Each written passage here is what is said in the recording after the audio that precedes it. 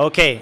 So I want to make. I'm gonna now talk about myself, but I want to make this a very, as much as we can, interactive session. So I'm gonna talk about Waze, what life as a startup within Google looks like, what Waze is doing today, what we are about to do in the next few years. Not a lot of slides. I don't know if any of you have been in the other presentation earlier today. Have anyone been? You have been, another person there. Okay, so I won't try to go through the same stuff again, but the idea is to have an open conversation. I want to know what kind of audience we have here and what's more relevant to you. So, very welcome to have your questions and ask anything you want. I will answer whatever I can. So, with that, can everyone hear me okay? Right? All right. Sorry, I have to be stuck here. I would like to move around. But my name is Carlos Gomez. I'm the head of growth for Waze in Europe. I am actually based in Madrid. Just moved there from San Francisco, where I've been actually working with Google for the last 8 years. I've been in Ireland. I've been in Argentina, and the last 5 years in San Francisco. And I joined Waze recently, earlier this year. I joined Waze as the head of growth for Europe. I'm the first person working for Waze in Europe, looking after growing our community more actively in this region, which is a very strategic region, but we haven't seen the same level of growth as we've seen in Latin America, in the US, or in Asia. So, kind of what Waze is. How many of you know Waze? How many of you are Wazers? Right. How many of you have a car? Okay, very few. Then I forgive you. All right. If you know Waze and you're not using it, you're just wasting your time in traffic daily. If you don't know what Waze is, it's a great day for you because you're gonna start saving a lot of great time to spend on whatever you want. Waze, we have built the largest community of drivers worldwide. We have over 50 million active drivers. Active meaning they're using our app every month or every day. So we have 50 million people on the road reporting what's happening at every second. They're reporting if there's a traffic jam, if there's an accident, if there's a police, if there's a speed camera, whatever is going on, we know, and we know in real time. So with this amazing community and this data, we have built GPS navigation that we consider to be the smartest one in the world. Like we have the best routing algorithm, the most precise ETA. So at any time, no matter what's going on, we know how to navigate you best. We know how to save you time from the next traffic jam that is about to happen where you're going, so you don't waste your time, right? Our mission, it's very simple, nothing fancy, just saving 5 minutes per day, every day, to every driver that uses Waze. So 5 minutes per day, it's over a day and a half during the year that you can spend doing something better than just being stuck, being angry in the car.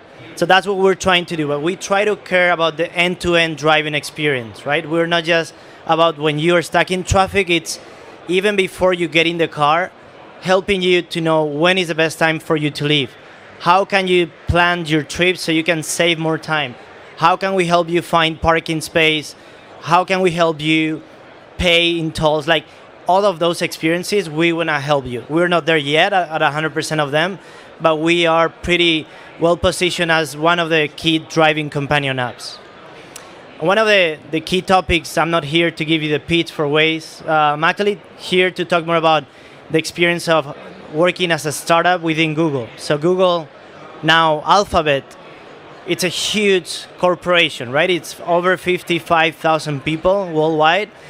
Now with Alphabet, which I'm sure some of you have heard, it's kind of a holding of different companies. So the diversity and the complexity of the corporation allows to have very different kind of cultures and organizations.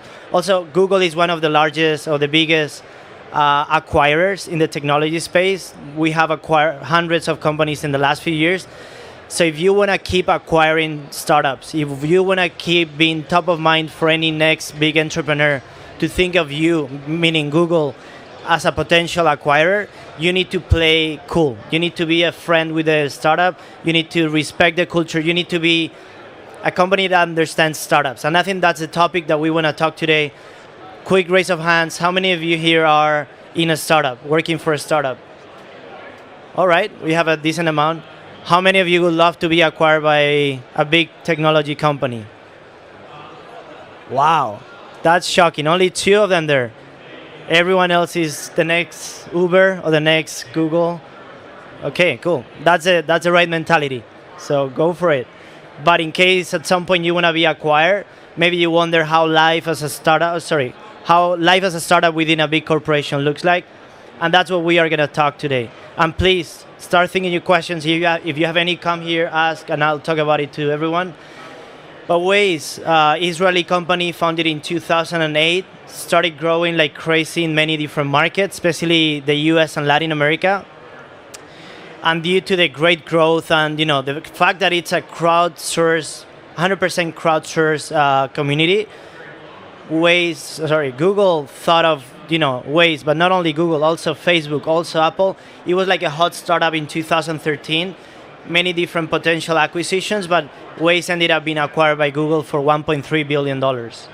So it's been one of the biggest successes in Israeli startup world.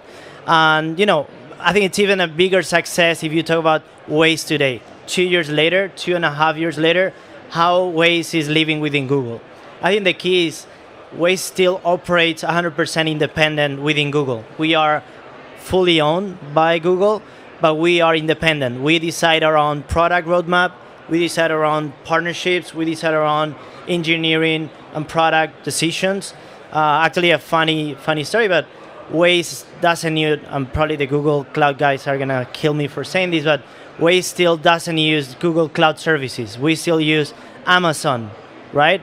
Because we were working with Amazon, it was working great, and we are just switching to whatever makes a better life for our users. And right now, even though Google Cloud is amazing, we don't think the investment that it would require to transition to Amazon would actually pay off for the users. We would actually use our time much better to deliver new product features, to grow the community, or do many other things. So I think just a small example of how we are allowed to operate independently. And I think that's something that not all startups can say, right? Like having the chance to develop your product, your vision, your mission, like saving time for people while being part of a large corporation, it's totally a luxury. It's not easy, right? And I'll be very honest. I'll be talking about the challenges, the benefits, but it's not an easy thing. And I think it's key for you guys as entrepreneurs, as future acquired companies, to know what you want to do, to know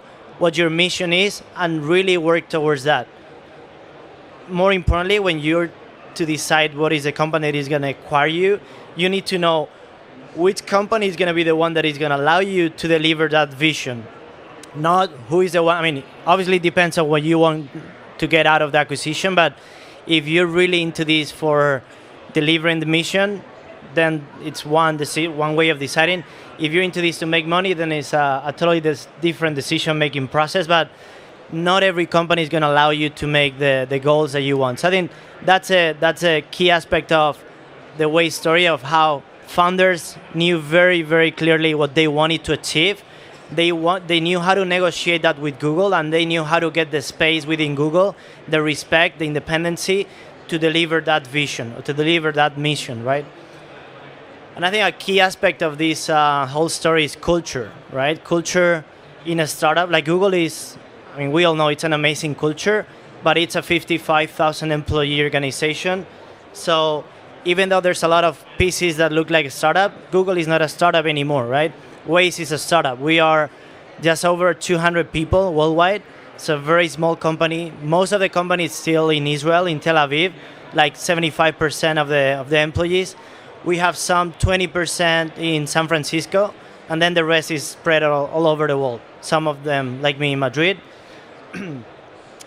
So culture, how do you make sure that culture stays isolated? How culture stays true to the startup nature of Waze, right? So I think things like sharing, having a separate space. Waze was acquired 2 years ago. We only moved to a Google space 5 months ago. So up until then, Waze remained in their offices in Ra'anana, which is a area around near Tel Aviv. the offices were nothing to do with Google, right? They were very startup-y, very scrappy, very messy in a way. Not like Google, which is like really nice buildings, really nice things, perks like free food on gyms and stuff like that. That was now we moved to the in the Tel Aviv team. We moved with the Google team. That created a little change in the culture, but still, it's important to separate kind of the places so Wazers understand they are kind of a different beast within Google, not like any regular Googler. And I think that's important because when you're in a startup, you're working towards delivering good products to the users. Period. Obviously, Google is like that as well. But in a startup, because you need to move so fast, because you're competing with so many other players, you need to make that happen all the time. So you don't have time to waste with other things. So creating an isolated, in a good way, isolated culture where you can keep your values true, that's very important. Now, what are some of the benefits, right, of being a startup within Google? Well, there's the obvious one. You don't need to think too much about paying the bills because you have your mother company paying the bills for you. So that's obviously that's a lot of time that you don't need to spend thinking about raising the next round, sorry. Or you need to be thinking about how to close the next big deal because otherwise you don't survive.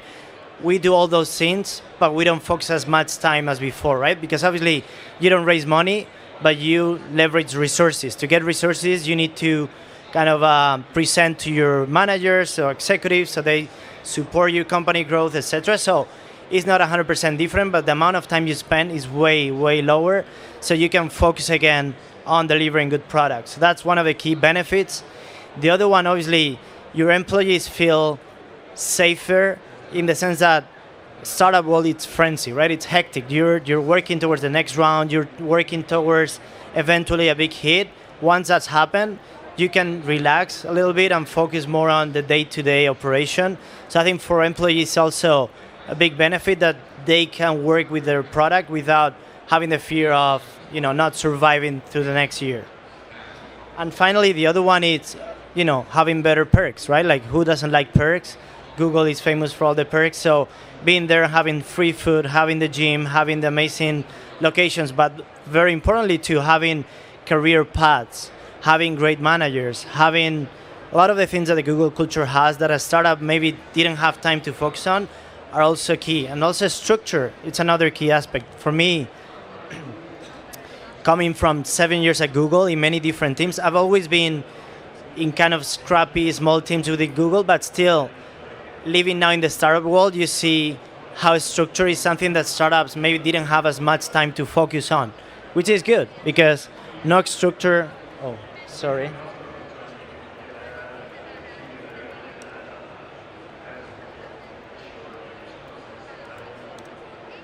Okay. It's not my laptop. No, it is. Good. So structure. It's another of the key aspects of how a startup is able to operate very scrappy. Many times because there's no structure, you don't need to negotiate, you don't need to go through multiple meetings to make a decision, you just make them. But at some point when you start growing, start having the scale of Waze where we are serving 50 million people every day, we are a worldwide company for just 200 employees, at that point you need to establish some kind of structure. So being part of a large organization like Google is a great benefit because they provide you with some level of structure by default that you don't need to invest the time on researching or finding what kind of structure is going to work for you. You kind of copy and replicate. So that I think, and that's one of the reasons why Waze has been hiring some people like me from Google because we can bring the best of both worlds. Still, I would say the few Googlers that are in Waze today like me, we are a bit weird, a bit crazy, and we like the startup world more than the big corporation. So anyway, I think those are some of the challenges as well, but the benefits I think over time are more important. So I can quickly go through some slides. They're boring, they're product related. I'm sure you all know Waze and you don't need to look at all these, but what do we care about? We care about traffic. We are trying to build a smarter traffic in the world, and to do that we work with different players. This is my favorite slide. Traffic today is not smart. It's actually very dumb. This is China. A few years ago, crazy jam. I mean, 5 days, people stuck in their cars, hundreds of kilometers. But the key thing here is we are not doing smart traffic today, and we need to work towards the future of traffic. And we don't really know what the future of traffic looks like because things are changing at a very fast pace. We have great players coming up with totally new solutions. So we don't know if it's going to be self-driving cars. We don't know if it's going to be drones. But what we know is we are in a very unique place, unique position to be a key player in that space. So I'm going to actually skip through the slides because they're boring about how we build our community, how we focus on drivers by making them safer, happier, how we also work with developers. Actually, let me stop on this because a few of you are developers or are startup entrepreneurs. This is an announcement I made earlier this morning, which might be relevant for you. Any of you working in the transportation, on-demand delivery, ride-sharing space? 1, 2, 3. Okay, 3, 4. All right, so we are announcing in the coming weeks the first Waze Transport SDK. So what we have done here, we know there's a huge amount of companies playing a key role in this space, and we want to help them use our resources so they don't need to waste time on doing their own development or spending money on buying licenses, map licenses. So starting in a few weeks, we're going to announce this globally. We are going to launch a Waze Transport SDK that is going to allow any developer to use Waze seamless navigation, smart routing, and the precise ETA. And those are like minor things when you think of a whole company, but for you guys working in the space, optimizing the last mile is still a huge issue. Nobody's figured it out. And we have pretty good idea of how to optimize the last mile, how to help you understand when exactly the driver is going to deliver, is going to come with a taxi or is going to deliver your package, or how to save time on traffic so you can get to do more rides. We are opening this up to any developer. If you guys are interested, come talk to me. We'll share the documentation with you. And finally, stuff that we do with broadcasters and with cities. But anyway, the idea here today was to talk about what's the role of a startup within Google, how is life as a startup within Google, and that's why I wanted to focus on that. So I'm gonna open it up to questions. I'm sure that's gonna be more exciting and more interesting than what I'm talking about. So anyone has any questions about anything, please come up now. Don't be shy. Yep. How connected are you as employees to Google's self-driving car? So the question, in case you didn't hear, is how connected are we at Waze with the self-driving car department? So that's Google X. We have some conversations. We are not connected in a formal way. As I said at the beginning, Google now, it's so big. There are so many different teams working in the same spaces. In this case, transportation. We know they have something really relevant. We talk to them, but we don't have a specific connection or a formal connection. I think in that sense, Google is very fair. Even for us, being a mobile application within Google, we talk to Google Play, to the Android team very often. But Google is very fair in the sense that they don't actually help you better than they would help someone else externally. Obviously, because you're inside, you will get the conversations, you will get to talk to those people, which obviously for an external entrepreneur is not so easy, but they play fair, right? They share stuff, but they share as much as they can share with any external company. We don't get any privileged information or anything like that. So Google, at the size and the relevance of Google today, they need to keep these teams very separated so we don't have, we're not influencing other teams, because otherwise we kill the market and we want to be respectful of the market. Great question. Anyone else? So if you were to be acquired, what would be your biggest question here? Do you mind grabbing the? What would you say is the average turnaround time for an MVP of an on-demand application, mobile application? Turnaround for internal or external? Sort of for an MVP internally, so to be developed. If you see what I mean? You mean for an external company? Yeah. So if I was to, Oh. That's a good question. Honestly, I don't know what to answer. I'm not within the product or eng team, So it would be hard for me to say. I know like we run into cycles of 6 to 8 weeks to deliver stuff, but that doesn't mean we deliver the full MVP. For instance, RideWith is a product. It's a pilot we're running now in Israel. It's a carpooling solution for powered by the Waze community.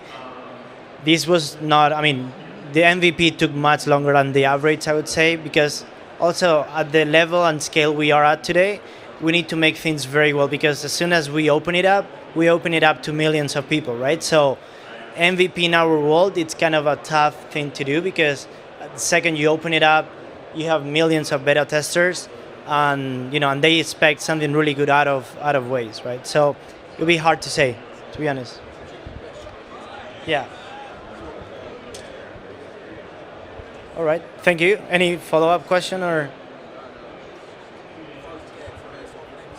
Actually, why don't you tell us what you do? I don't. I'm just currently testing a concept in Bristol for food delivery, and we haven't actually built any of the tech yet. So I'm quite interested in sort of like an average sort of turnaround time. I know it's quite a difficult question to answer, so I respect that. But and I think the benefit today is you have, like I just explained for SDK, there are a few other options or many other options out there for you to kind of plug and play, so you don't need to build everything from scratch. Let's say the Waze map was fully built from scratch, right, by our community editors. We got them to build that map from zero. So that took a lot of years. Nowadays, you can use many other platforms out there that will just give you the map entirely. Some of them are free, so that way you don't need to invest like even a hundredth of time that you would have to spend a few years ago on building a MVP. Any other question? Yep.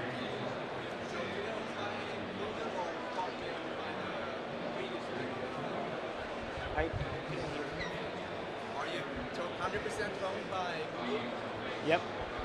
The question is if we are 100% owned by Google. Yes, we are 100% owned by Google.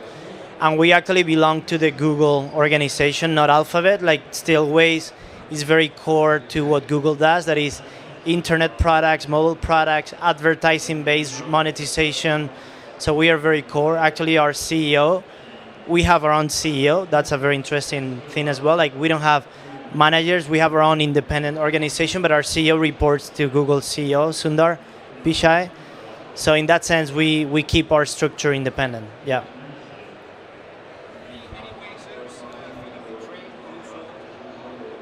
Wow.